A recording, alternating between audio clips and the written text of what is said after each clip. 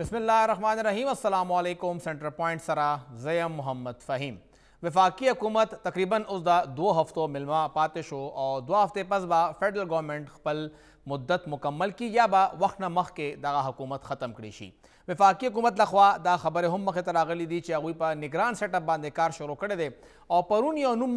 मख तरागे चे मुस्लिम लीग नून और पीपल्स पार्टी पर मेंस के पदग नुम बांधे इत्तेफाक शो।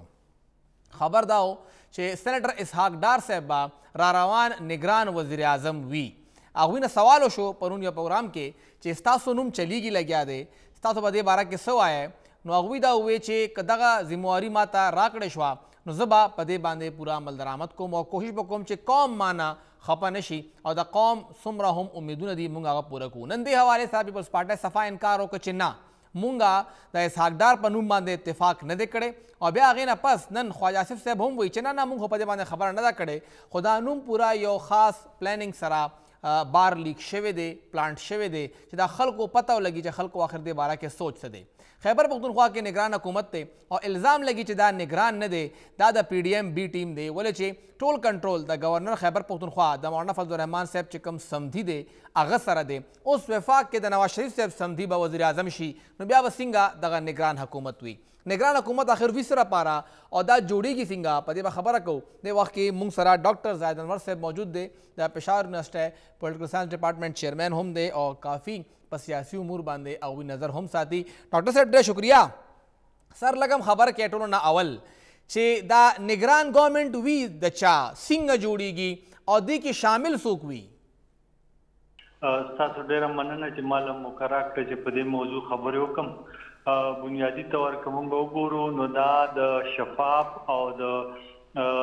मुनसिफाना इंतखाबात द पारा निगरान हुकूमत जोड़ीगी और चिदा इंतखाबात दा सुशी ची पागे बांधे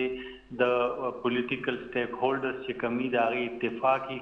नो दे हवाले सरा दा द जमहूरी इदारों और द जमहूरियत द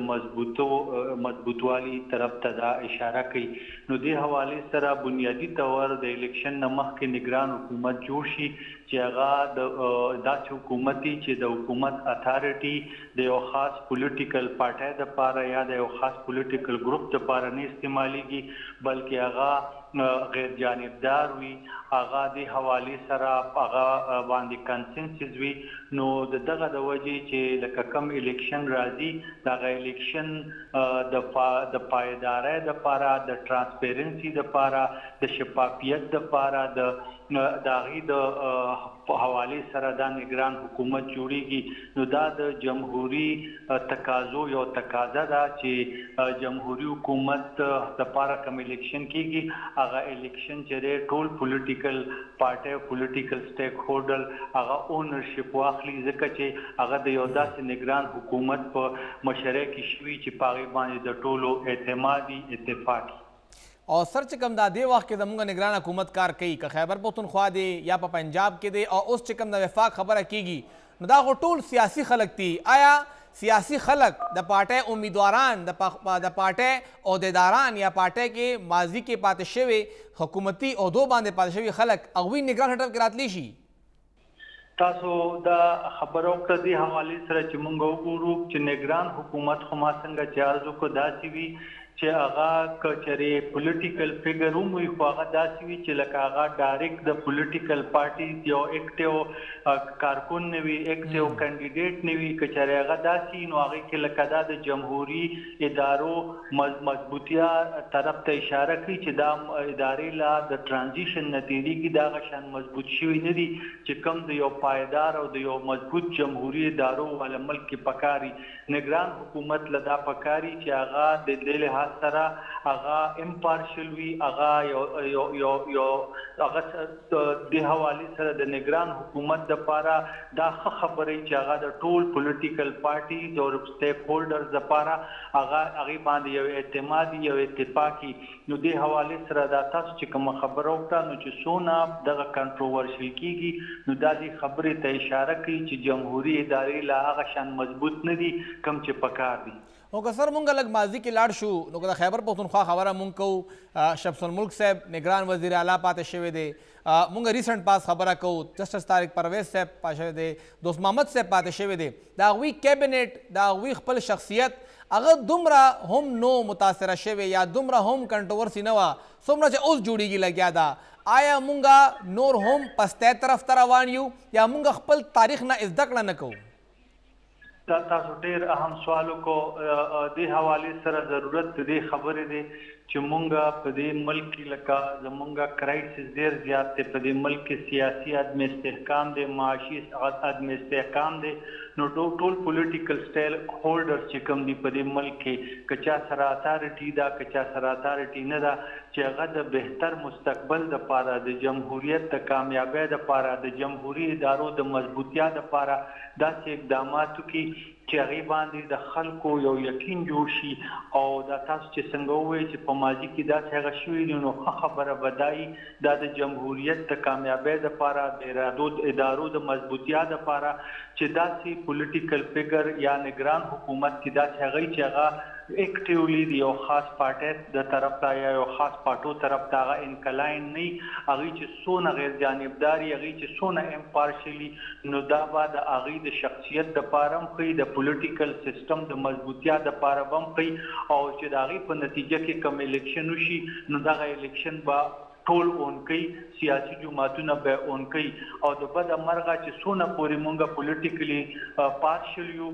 غیر جانبدار نه یو او کنټروورشل یو نو دا به نه صرف دا چې نگران حکومت باندې به خلک ګوته اوچتي بلکې راتلونکي الیکشن حوالې سره به د خلکو چې دی هغې حوالې سره به هم ډېر زیات چې دی کنسرنز وي صحیح دا چې که تاسو خبر کړه چې روان الیکشن حوالې سره به کنسرن وي د پاکستان په تاریخ کې 70s والا الیکشن خلک و چې ډېر زیات صاف او شفاف و خو د هغې په نتیجه کې هم موږ کته چې ملک تقسیم شو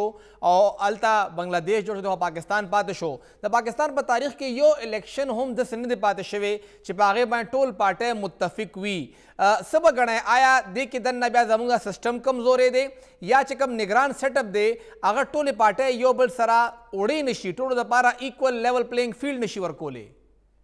دا تاسو ډېر ښه سوال دی او اهم سوال دی دا د زمونږ ټول په دې سوچ پکار دی چې دا ولې داسې ده چې کوم الیکشن شوی دی د هغې الیکشن حوالې سره داسې خبرې راغلي دي دا ولې داسې ده چې الیکشن وشي د هغې په نتیجه کې چې کوم حکومت راشي د هغې حوالې سره داسې خبرې کېږي نو موږ ټول د دې ملک شهري چې یو هر یو سټیزن لا ګروپ لیډر لا پارټي لیډر لا چې چا سره اتارټي چا سره پاور وي که هغه پولیټیکل پارټیز وي که هغه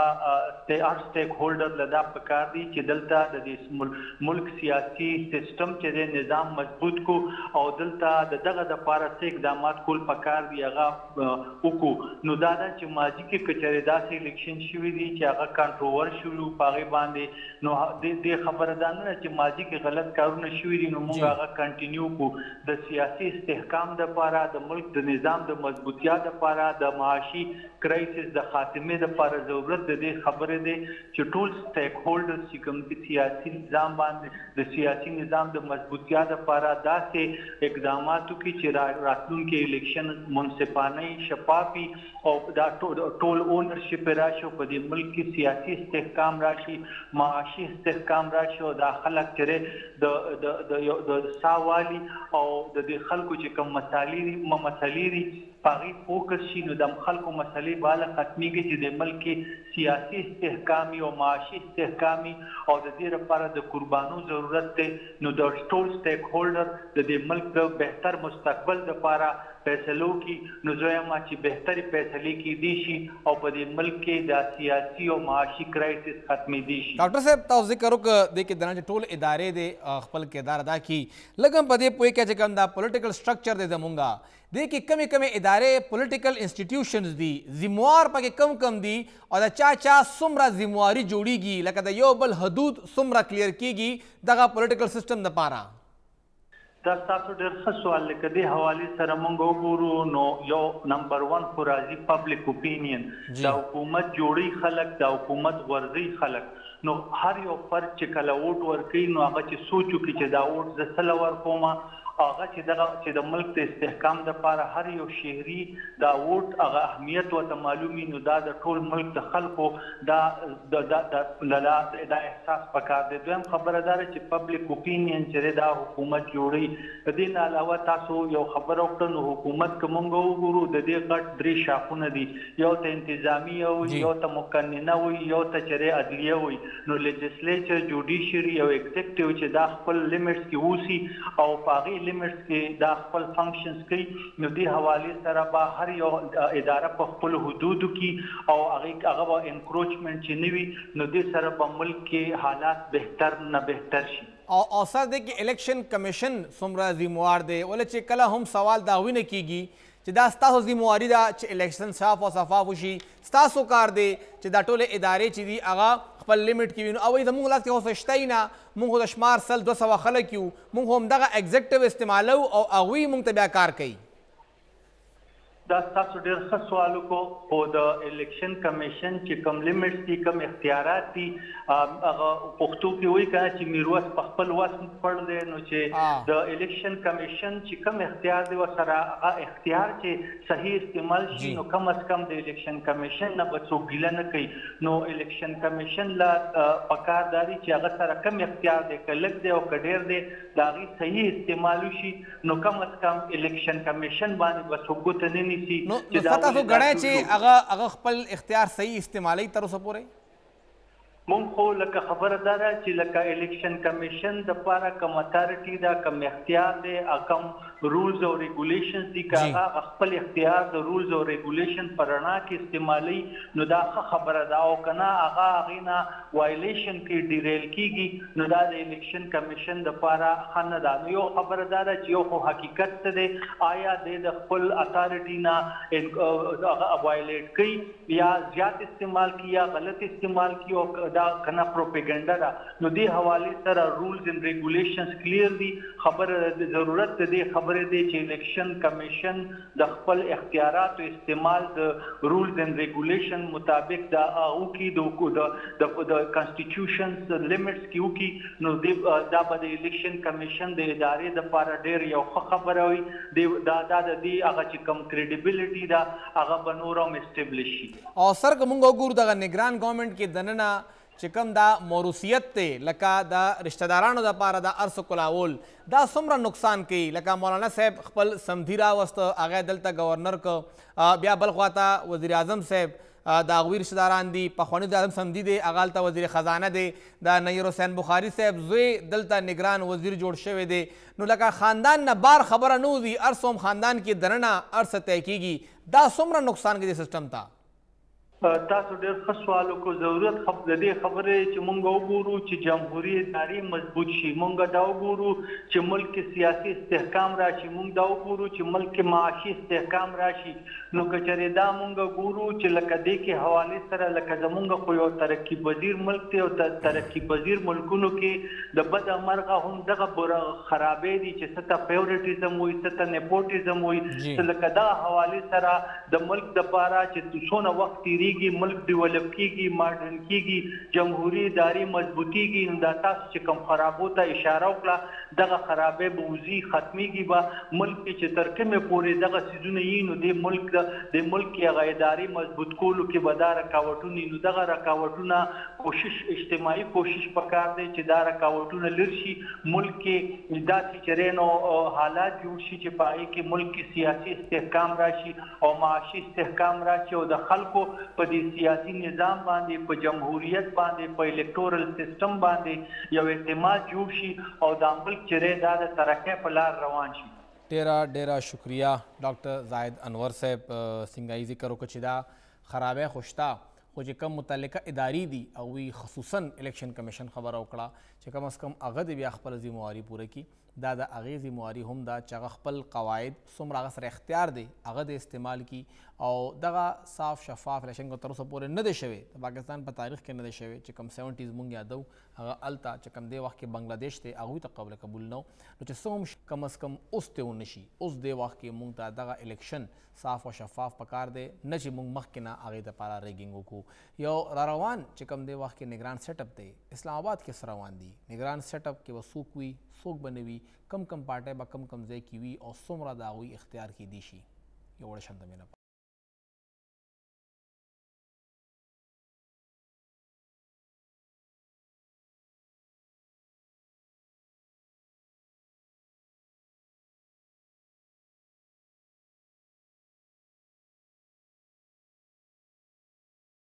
تاسو ته پروګرام کې یو ځل بیا هرکلی وایو او خبرې روانې دي اسلام آباد کې چې اوس به نگران سیټ اپ جوړیږي څنګه مونږ وکتل چې خیبر پښتونخوا او پنجاب کې کله نگران سیټ اپ جوړېده نو هغې کې یو خاص تقسیم ښکاره شو هرې پارټۍ ته خپله برخه ملو شوه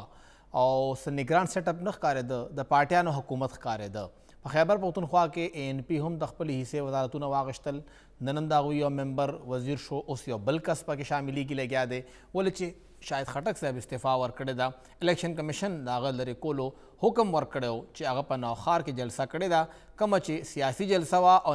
او نگران حکومت داسې نشي کولی نو هغه د لرې کولو حکم جاری شو لرې کېدو حکم سره اول هغوی جواب ورکړه جواب یې غوښتی و الیکشن کمیشن دا سوال و چې هلته ولې تللی دی رپورټ ته جمع کړی شي نو هغوی خپل جواب کې ولیکل چې جي هلته خلک راغلي وو خپل کارونو دپاره ما خو هغه کارونه کول او هغې نه پس دا هر څه وشو نو دا څه جلسه نه وه دا خو صرف یو ملاقات ته خلک راغلي وو بیا الیکشن کمیشن هم دا خالی پرز دا یو پریس ریلیز مخې ته راغی چې فوري توګه باندې لرې کړی چې څنګه لرې کړی هغوی مقه وخت خپله استعفا ولېږله او 21 تاریخ یې پرې واچو چې جي زه نور دغه وزارت نه کوم دی نه استعفا ورکوم او استعفا ورکړه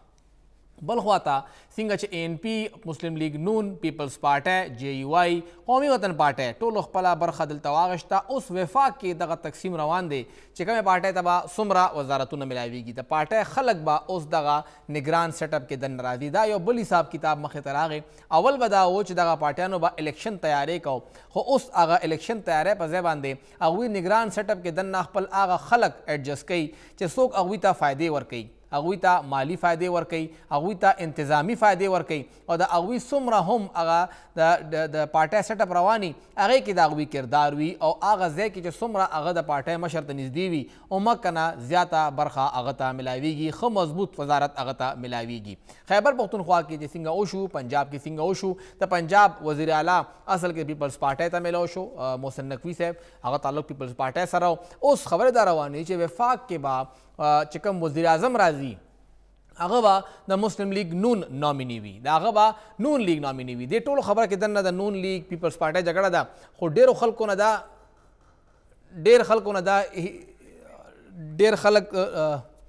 ډېرو خلکو دا هم معلومات هغسې نشته دی چې آخر دلته کې د پیپلز پارټۍ او د مسلم لیگ نون جګړه نه ده مقابله کې چې کوم هلته کس ناست دی کوم چې ضروري دی هغه راجا ریاض صاحب دی آیا اپوزیشن لیډر څوک څه حساب کې ګڼیم او که نه په دې به خبره کوو دې وخت کې موږ سره سینیر صحافي د اسلام آباد نه عبدالله مومند صاحب موجود دی عبدالله صاحب ډېره شکریه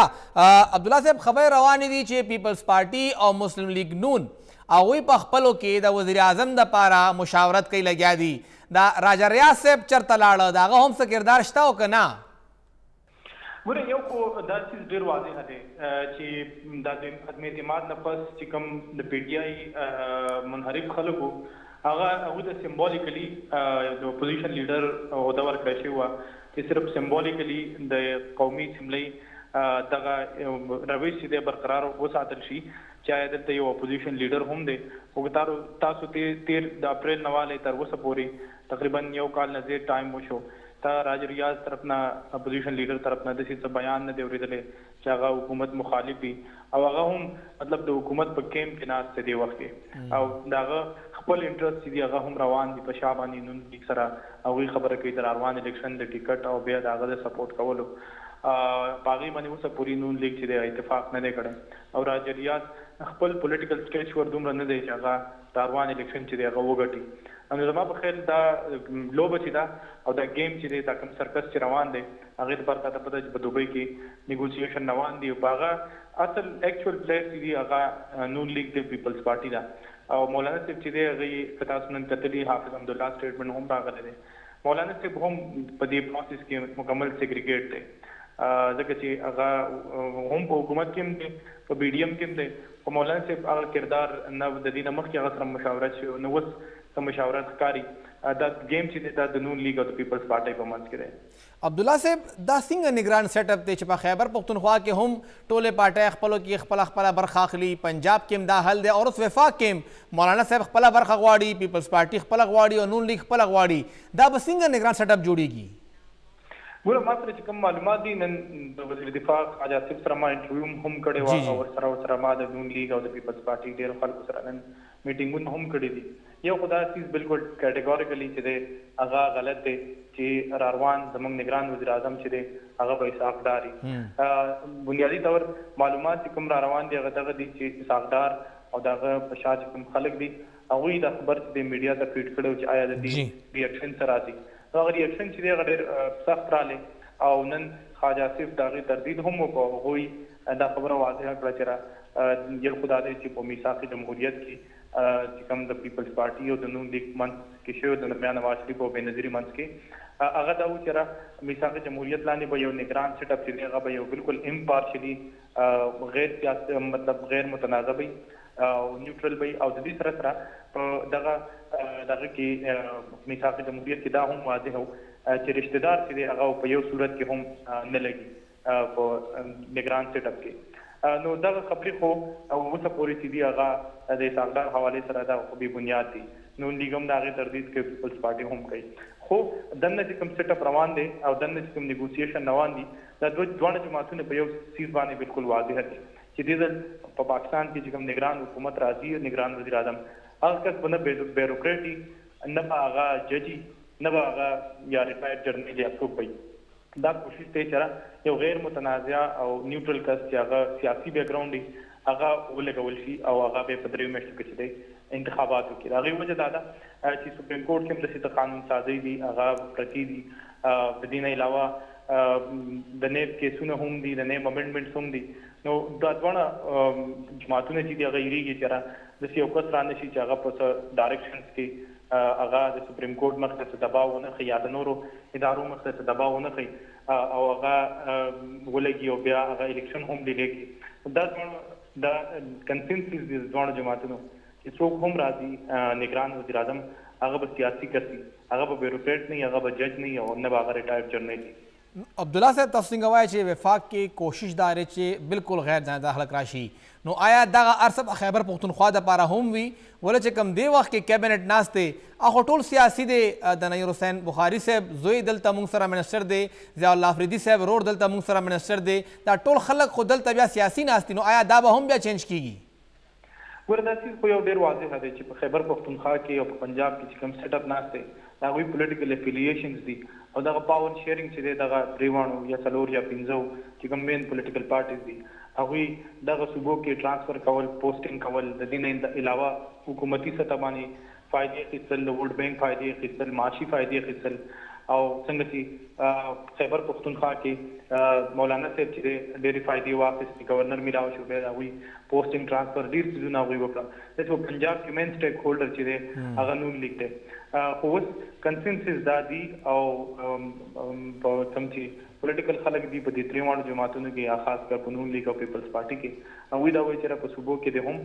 او په وفاق کې دی هم یو غیر متنازع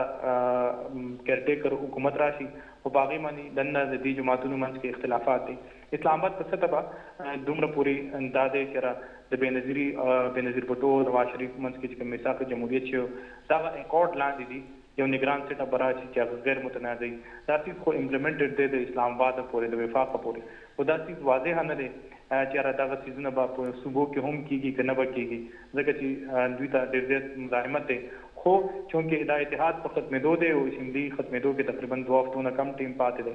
زما په خیال بیا به دا سیټ اپ چې دی دوباره به ریوایز کیږي. عبدالله صاحب اطلاعات دا هم دي د خیبر پختونخوا کیبنټ کې شامل 9 کسان هغوی د لرې کولو فیصله شوې ده او رپورټ تللی دی وزیر اعظم ته چې دلته کې د کیبنټ دغه 9 کسان چې دي هغوی مختلف چې کوم کرپشن کیسونه دي هغې کې ملوثه دي او هغې باندې چې کوم الزامات دي د هغې ثبوتونه هم لیږلي شوي دي. تاسو تاسې اطلاعات شته چې آیا خیبر پختونخوا که پوره کیبنټ نه بدلیږي نو دا یو 100 کسانو خلاف څه کاروایي کیدی شي؟ ګوره یو خو دا څیز ډېر واضح دی چې دلته نگران وزیر اعلی هم دی او وزرا هم دي خو بنیادی تور په خیبر پختونخوا کې چې کوم کی پلیئر دی چاته چې د پاور دی هغه عادي غلام علي دی او هغه ته د وفاق نه تاسو پته چې د هغې جماعت په وفاق کې ناست بیا د مولانا فضل الرحمن یدن نه یو پریشر هم دی حکومتي سطح باندې او بیا نون لیگ او پیپلز پارټي د هغه شرایط هم مني نو داسې کنفرم اطلاعات ما ته نشته دی خو دلته چې آف د ریکارډ کومه گفتگو کېږي هغه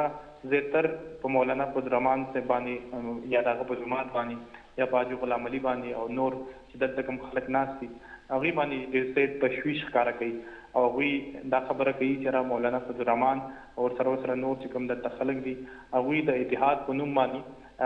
وفاق چې دی یا دې وخت کې نون لیگ چې دی هغه بلیک میل کولو کوشش کوي او که دا نومونه وزیر اعظم ته راغلي هم وي خو زما نظر دا نه دی چې هغه به اوس په داسې وخت کې د سټیپ والي که په آخري هفته کې والي خو چونکې دغه فارموله چې ده دغه به ریوایز کېږي یو نوی کیر ټیکر ګورنمنټ به راځي په صوبه کې هم او په وفاق کې هم نو دغه څیزونه به په خپله مطلب ختم شي او چې کوم تاسو ذکر هم که د حوالې سره چې مولانا صاحب او بیا اخواته مسلم لیگ نون پیپلز پارټي مولانا صاحب اوس دې وخت کې نون لیگ څومره هغه اعتماد کې اخلي آیا مولانا صاحب خفګان کم چې پیښور کې اظهار کړو بیا هغوی ملاقات هم وکړو شهباز شریف صاحب سره خفګان اوس هم شته یا نه مولانا صاحب اوس رضا دی او نون لیگ چې سم کوي ځان سره مولانا صاحب هغې کې انګیج کوي مولانا صاحب چې دی هغه دې وخت کې آن بورډ نه دی په ډېرو فیصلو کې او د هغې سټریټیجک څه وجوهات دي او دا ډېر کنفرم اطلاعات دي چې کم د نون لیگ او د پیپلز پارټي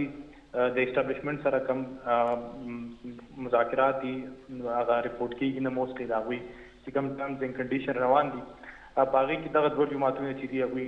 دا کوشش کوي چې را اسټابلیشمنټ سره په رابطه کې پیپلز پارټي دا وایي چې را موږ ته ډېر زیات سپورټ میلاو شي د اسټابلیشمنټ نه او نون لیگ دا وایي چې موږ ته دې میلاو شي نو دا دواړه یو ریس خو روان دی چې هغه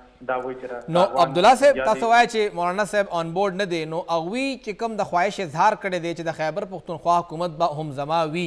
نو چې کوم دا تیر هفته یو نیمه کې دننه امیر مقام صاحب څومره شمولیتونه کړي دي شهباز شریف صاحب هم راغې خیبر کې شاجي ګل صاحب پوره پارټي ځان سره شامله کړه بیا د ان پی نه خلک لاړل سوات کې غټ شمولیت وشو نو تاسو ګڼئ چې د خیبر پښتونخوا هوا هم اوس د مولانا صاحب مخالف سمت کې روانه شوه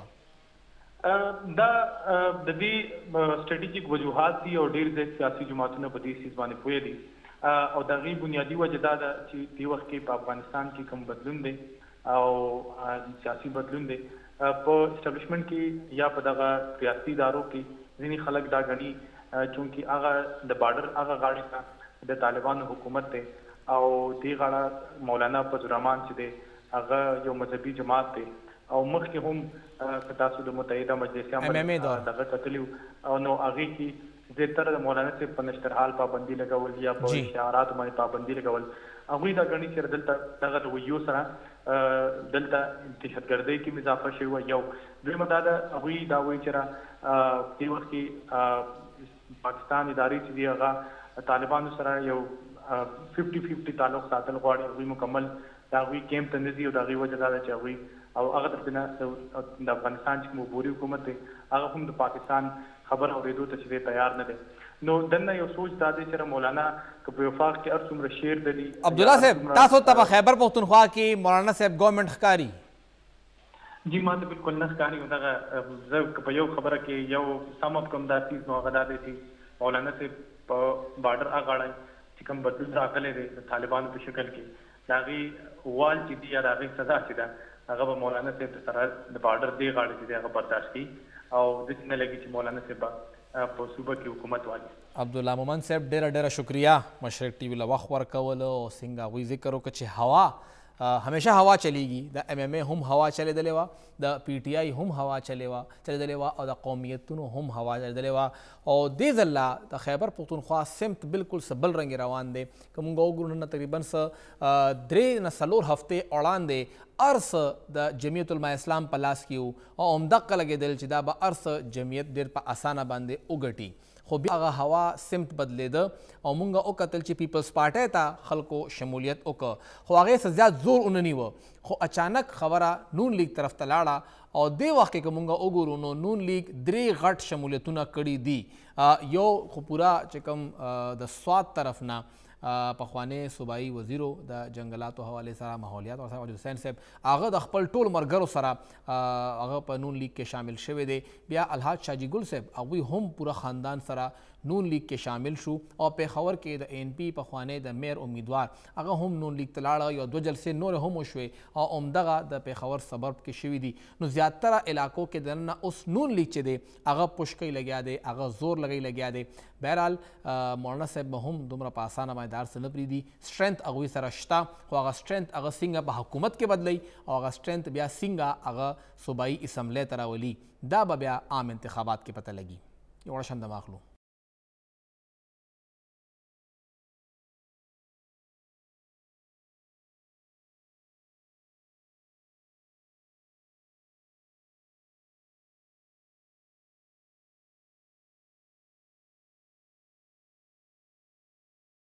یو ځل بیا هر کلی وایو. خیبر پختونخوا کې یو قانون کال 2014 کې پاس شوی او هغې ته نوم ورکړی خیبر پختونخوا رائټ ټو انفارمیشن ایکټ 2013. هغې قانون لاندې بیا یو کمیشن جوړ شو او قانون دا وایي چې د خیبر پختونخوا هر یو وګړي ته هر یو شهري ته دا حق حاصل دی چې هغه خپل د حکومت متعلق یا خپل ځان متعلق کم معلومات اغستل غواړي هغه د سرکاري محکمې نه اغستی شي او سرکاري محکمه 10 یا 14 ورځو کې دننه هغه جواب ورکولو پابند ده. که هغه جواب ورنه کړي بیا ځي یو کمیشن ته او هغه کمیشن ممبران به هغه ته هغه معلومات راخلي او ورکوي. خو له بده مرغه هغه کمیشن 13 کال مارچ 2022 نه غیر فعال دی، خپل کار نشي کولی ولې چې قانون مطابق د کمیشن کې بعد 3 ممبران وي او کمیشن که اجلاس کوي او هغه شهري په شکایت باندې سماعت کوي نو هغې کې به 2 کسان هلته خامخا موجود وي. خو 13 کال چې کوم چیف کمشنر و ساجد جدون صاحب چې کله نه ریټایر شوی دی کمیشن کې بیا دوباره 2 کسان هم نه دي تعینات شوي. هغه وخت کې هم صرف 2 کسانو او آخري ځل چې کوم 3 کسانو هغه د عظمت حنیف صاحب په ټایم کې نو تقریبا 2.5-3 کالو نه 3 کمشنران اډوشته دي نه چې کوم 2 هغه هم اوس یو ته بدل شو او صرف دې وخت کې کمیشن کې یو ممبر کوم چې چیف کمشنر فرح حامد دیوی دا هغه ناسته را خو هغه هم کورم نه پوره کوي نو کمیشن عملي توګه باندې خپل کار نه کوي لګیا دی. دا کمیشن کې دغه ممبران څومره ضروري دي او دا کمیشن څومره مهم دی په دې به خبره کوو. د دغه کمیشن سابقه ممبر پروفیسر کلیم الله صاحب دې وخت کې موږ سره موجود دی. سر ډیره شکریه. ستاسو په باور هم دا کمیشن کې پاتې شوی او دغه قانون عمل درآمد خلکو کې د دې قانون پویا او بیا د استعمال د پاره کافي کار هم کړی دی. څنګه ګوره چې دا تقریبا 19 میاشتو نه د دې کورم هی نه برابریږي، ممبران هی پوره نه دي، کمیشن هی غیر فعاله دی. فهیم صاحب اول خو تاسو ډیر مشکور یم چې تاسو په دونه اهمه خبره باندې او په دونه یو ډیر لوی ضرورت چې د قوم او د خلکو ضرورت دی هغې په باره کې تاسو د پروګرام کوئ او زما په خیال داسې پروګرامونه تاسو له پکار دي تاسو نور هم کوئ او بلکې دې کې نن سبا لږ زیاتې ځکه وکړئ چې دا کمیشن که راجمدي کېږي هم ستاسو په خبرو هم ستاسو په منشن کولو په دې څیزونو باندې به دا راجمدي کېږي. د بده مرغه داسې قصه ده چې اوس بالکل دا کمیشن زه خو به دا ووایم چې که زه یو لفظ استعمال کړم غیر فعال یا ډسفنکشنل داسې خو به نه ولي چې په هغې کې الریډي خلک کار کوي لګیا دي او کار کوي خو چې کم د دې کمیشن مقصد دی یا کم د دې اوبجیکټیوز دي هغه اوبجیکټیوز د کافي مودې نه زما په خیال چې هغه نه اچیف کیږي او د خلکو لکه یو خلک نا امیده شوي دي د پرفارمنس نه او لکه دا یو ډیر ښه قانون دی، ډیر فایدمن قانون دی. دا په ګورننس کې د ټولو نه زما په خیال یو ضروري خبره ده چې د خلکو سره معلومات چې د خلکو سره معلومات هغه حکومت اکاونټیبل ګڼي، هغه اکاونټیبل خلکو ته نو ډیر کارونه ډیر په طریقه باندې کیږي. خو افسوس چې ډېرې مودې نه لکه څنګه چې تاسو ویل تېرو 19 میاشتو نه مطلب دغلته څوک نشته. اوس میډم اپوینټ شوی دی چیف انفارمیشن کمشنر خو هغه غریبه به یوازې څوک وي ولې چې قانون دا وایي چې 2 کسان پکار دي چې څوک فیصله وکړي په اپیلونو فیصله وکړي دو چې هغه خپل کوشش کوي ولې چې زما د هغوی سره زه په رابطه کې یم د کشرانو یا د مشرانو سره د هغوی نو هغوی ځان خپل کوشش کوي خو قانون هغوی له به بعضې نیم خبرو کې اجازت نه ورکوي نو ځکه د خلکو هغه د هغې نه چې کومه تمه وه کوم امید او د رڼا یو اصلي خلکو ته ښکارېده نو ګریجولي هغه شی چې دی مطلب دی هغه ورو ختم شو بلکې ډېر لاندې راغلی دی د دې د اوچتولو لپاره به ډېر زیات کوشش پکار دي. اول د ټول نه ضروري خبره خو دا ده چې دې کورم پوره شي. بالکل. او په کورم دا بدنصیبي ده چې دیو نمونه لیږي د کم معلومات چې ماته دي دیو نمونه لیږي هلته پای کې خلک خپل پردی کوي دا ټیک دی دا نه ټیکه دی نو هغه کم ټیک اپوینټمنټ سي دي ټیک طریقه کار پکار دی هغه طریقه کارم زما په خیال نه اډاپټ کیږي. نو ځکه اوسه پورې د چا څوک خوښي د چا څوک ناخوښي د دې په وجه باندې دا یو لوی مسله ده چې دا خبره بالکل ترانسپیرنټ شي. ایون د دې د اپوینټمنټ ترانسپیرنټ شوی دی. زما خیال نه دی چې مطلب لکه په دې کې بس کار وشي یا پرمختګ به په دې کار کې وشي. او د ټول ضروري اهم خبره دا ده د خلکو په دې شي کې دوباره یو اعتقاد یا یو یقین د دوباره کولو لپاره چې دا بیا دوباره رینفورس شي دا شي. نو زما په خیال د دې لپاره به ډېر لوی کوشش غواړي او په ډېر لوی پیمانه باندې به دې تشهیر کول غواړي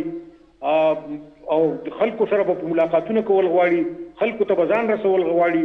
خلک به دوباره دې خبرې نه خبرې. کلیمولا صاحب دا چې کلیمولا صاحب چې دا قانون جوړېده تاسو بالکل د دې انیشل ممبرانو کې دا بوټه پاکستان تحریک انصاف لګولیو او دا دعوا وا چې دا په پورا دغه ریجن کې ټولو نه مضبوط قانون مونږ راوړی دی ډېر بهترین قانون مونږ راوړی دی. بالکل جی. نو هغه پارټي ډېر ښه قانون هم راوړه او هغه پارټي بیا هغه قانون د ځان سرنډر هم ک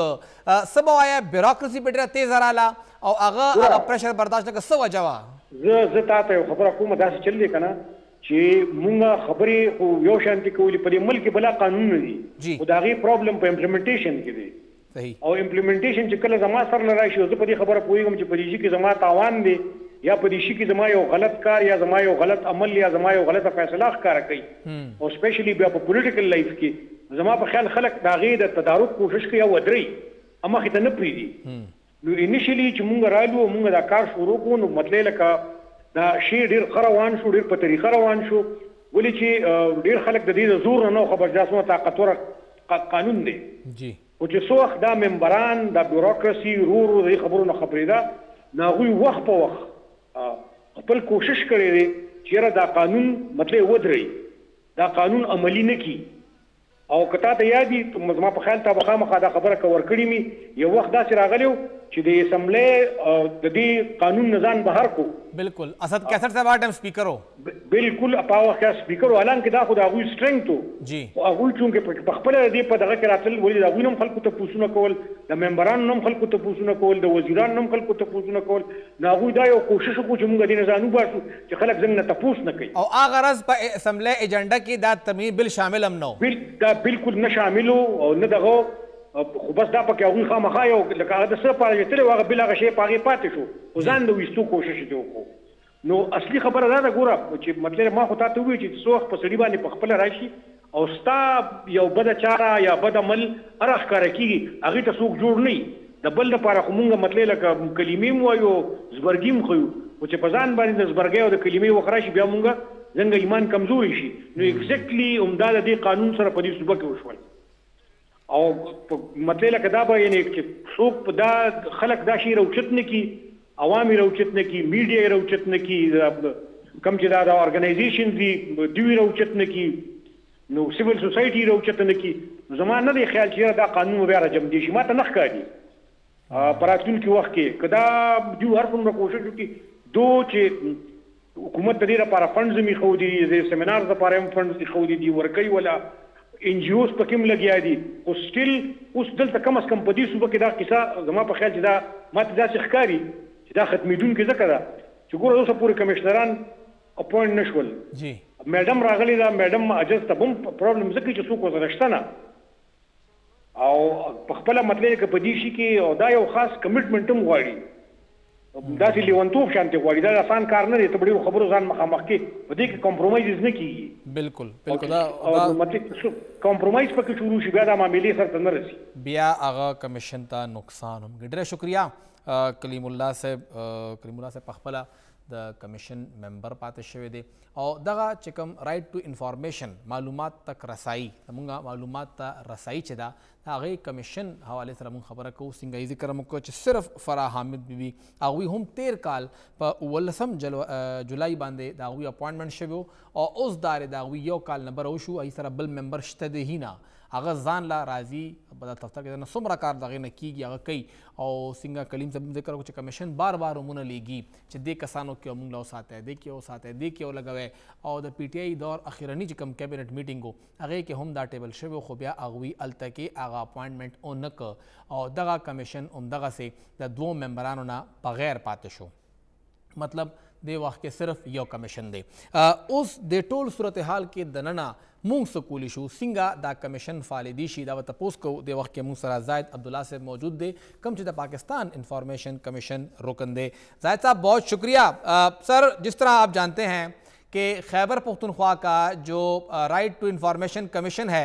17 مہینے ہو گئے ہیں کہ اس میں صرف ایک ہی ممبر ہے پہلے ریاض داؤدزئی صاحب کچھ عرصے کے لیے تھے اور اس کے بعد جو موجودہ فرح حامد صاحبہ ہیں 1 سال سے یہ بیٹھی ہوئی ہیں تو ایک ہی ممبر ہے کمیشن کا کورم پورا نہیں ہے ان سب کے اندر اس کمیشن کو کیسے دوبارہ فعال کیا جا سکتا ہے اور کیسے اسے مضبوط کیا جا سکتا ہے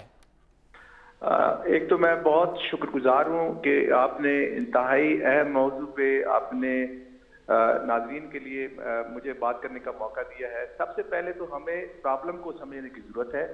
کہ یہ جو کمیشن ہے اس کے جو ایکٹ ہے اس کے اندر مسئلہ کیا ہے دیکھیں پاکستان کے جو 4 صوبوں میں اور فیڈرل میں قانون ہے ان میں سے 3 صوبوں میں یہ ان کے خیبر پختونخوا میں سندھ میں اور بلوچستان میں یہ ایکٹ میں لکھ دیا گیا ہے کہ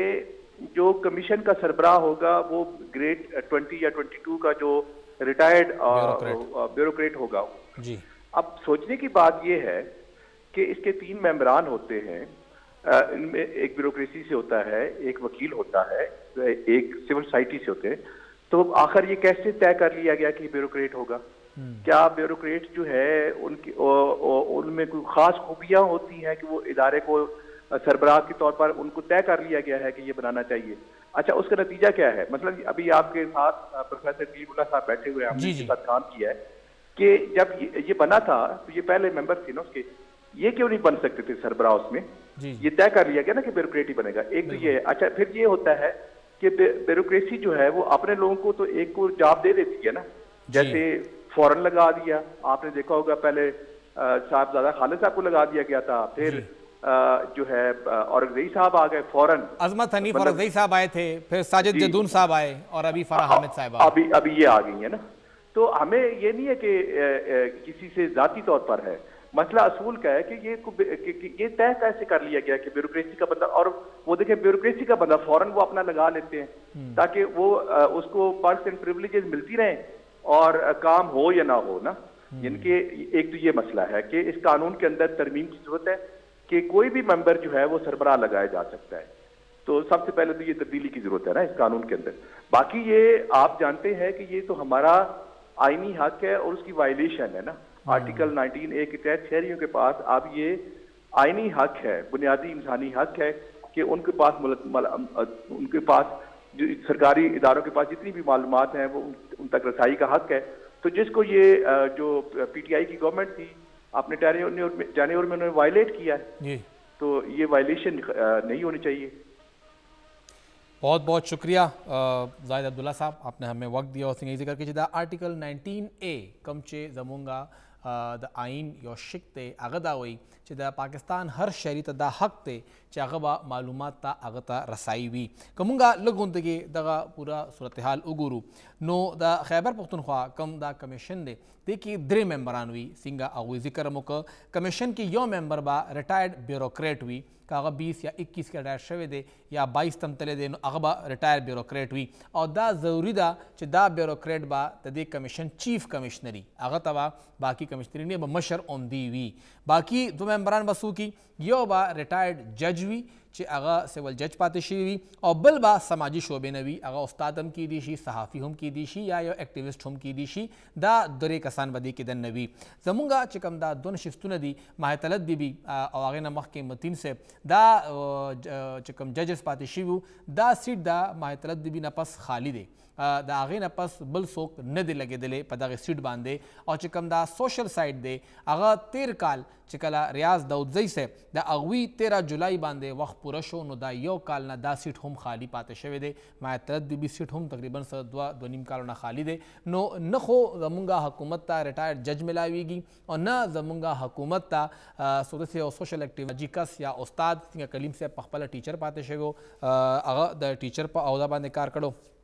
نو نه موږ ته هغه ملاویږي چې هغه راشي دغه خالي سیټونه اصل کې سیټونه خالی نه دي د عوام نه آرټیکل 19 اعلان دی چې کوم حق دی هغه اخیستل کېږي 19 میاشتې وشوې چې خیبر پښتونخوا خلکو سره دا حق نشته چې هغه لاړ شي او د سرکاري ادارو نه د خپلې خوښې معلومات واخلي ولې چې حکومت د هغوی دغه حق دې وخت کې سلب کوي د هغې کار دی چې هغه دا حق ورکړي خو هغه ترې حق ایثار کړی دی دغه درخواست یې کولی شو چې حکومت په دې باندې سیکشن واخلي دا نگران ګورنمنټ ته کم از کم تعیناتي وکړي ولې چې نگران ګورنمنټ MTI بورډز کې دننه هم تعیناتي کړې ده نو بیا دې خوا تعیناتي هغوی ولې نه کوي تعیناتي کولی شي خپل کس ولګوي خو کم از کم یو کس ولګوي چې هغه دلته کې کار روان کړي